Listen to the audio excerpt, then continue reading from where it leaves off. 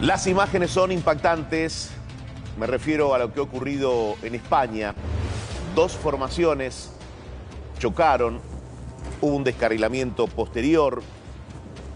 La cifra de muertos crece minuto a minuto. Oficialmente son 53 las víctimas fatales y 73 los heridos. Lógicamente deberán establecerse cuáles fueron los motivos por los cuales sucedió este hecho. Hay una formación que tiene que ver con un ferrocarril, con una empresa estatal y otra, una empresa privada. Vamos a hablar con Hugo Pereira, que es periodista y director del Constitucional.es. ¿Qué tal, Hugo? Buen día, Eduardo Bataglia te saluda aquí en A24. Buen día, Eduardo, ¿qué tal? Un placer.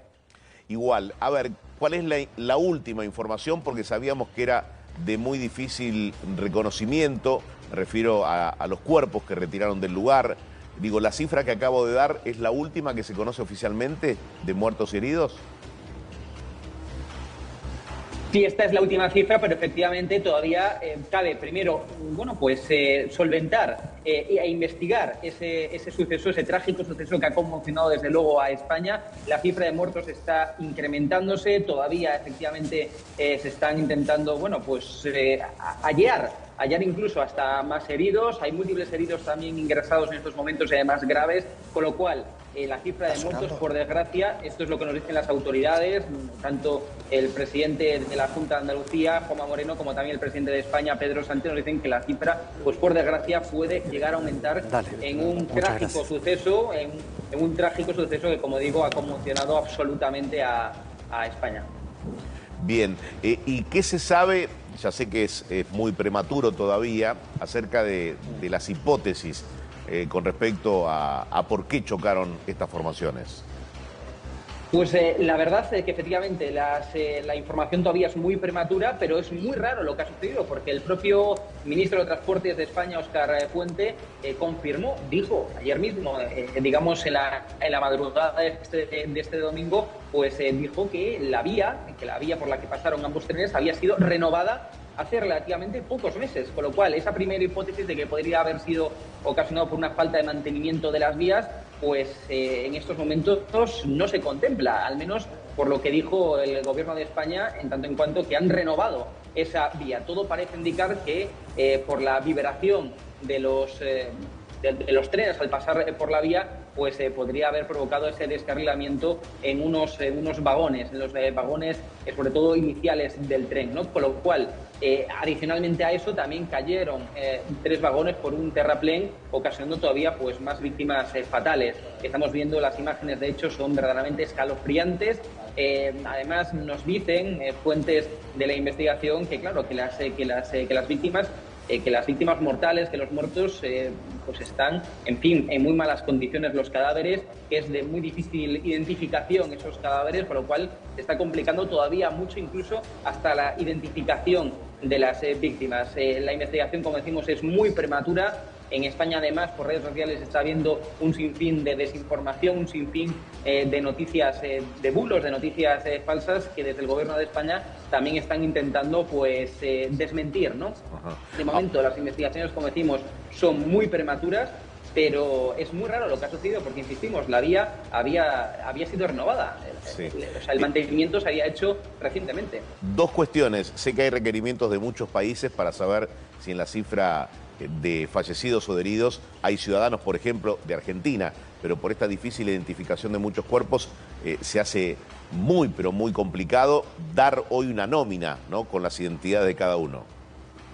En estos momentos es muy complicado, no ha trascendido todavía a los medios de comunicación, los periodistas aquí en España, las identidades o las nacionalidades de las personas, pero estamos hablando de muchos muertos, de 53 en estos momentos confirmado, cifra que, como decimos, estamos comentando, puede ampliar, puede aumentar, por desgracia, e insistimos, es que es muy difícil incluso hasta la identificación de los cadáveres, porque es que los vagones que han sufrido ese primer impacto del descarrilamiento han caído por un terraplén de 4 metros. Es decir, que no solamente hubo un descarrilamiento, sino que además una caída de los vagones por un terraplén, lo cual ha provocado que se haya desintegrado esos vagones. Esto es los hechos, los datos que se conocen en estos momentos. Como decimos, es los cadáveres también de muy difícil identificación. Hay múltiples, medio centenar de heridos, muchos de ellos graves, en los hospitales. De hecho, ha habido un dispositivo de emergencias pues prácticamente sin precedentes en esta catástrofe, en catástrofes ferroviarias, que por cierto ya es considerada como una de las peores de España después de la de Angrois, que sucedió en mi tierra, precisamente en Galicia. Pero como decimos, un dispositivo de emergencia sin precedentes, mucho apoyo, mucha, por cierto, solidaridad de otras comunidades autónomas que han prestado y mandado ayuda a Andalucía, donde se ha producido donde se ha producido ese trágico pues accidente, ese descarrilamiento de 2 trenes, y las causas todavía, como decimos, se están investigando, pero es un accidente muy raro, que se ha producido, muy extraño, que se ha producido en condiciones muy extrañas, porque la vía se había renovado recientemente y además el convoy, los coches que conforman ese tren de Irio, que es una empresa privada aquí en España de transportes, pues son relativamente nuevos. Es una empresa nueva.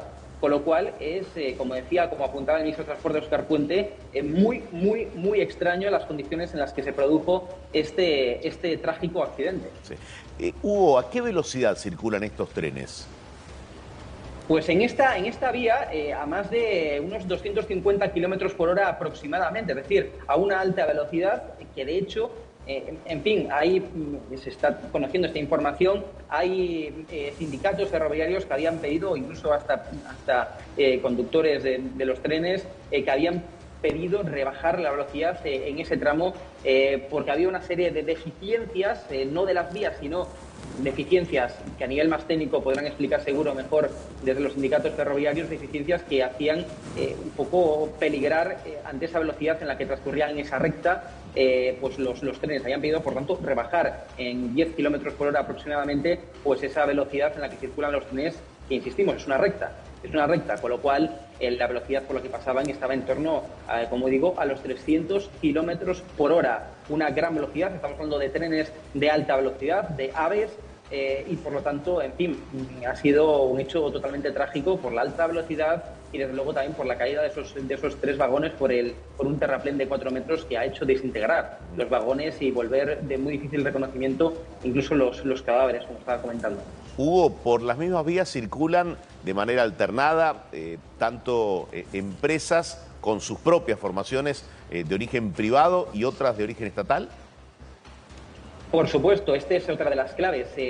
Tenemos en España, desde hace unos años, han implementado pues empresas privadas que hacen también, en fin, su transporte por las vías públicas que gestiona Adif, ¿no? Es una compañía pública. Entonces, en esas vías pues van tanto trenes de empresas privadas, como fue en este caso Irio, que es una empresa privada, como también trenes de Renfe, que es la estatal, la pública, digamos. Por lo cual, en este caso, pues han visto implicados dos trenes. Uno, el que ha originado, digamos, el suceso inicial, que es el de Irio, y otro de Renfe. Bien. Hugo, ¿te estás dirigiendo a la zona de la tragedia? ¿Hugo? No, me estoy dirigiendo a televisión en estos momentos, a la televisión pública. Me estoy dirigiendo en estos momentos a la televisión pública de España, que se está haciendo una cobertura muy intensa para ofrecer la última información de las víctimas sobre esa tragedia. Bien. Gracias por esta serie de informaciones que nos has compartido, Hugo. Hasta la próxima. Un placer, muchísimas gracias. Un abrazo.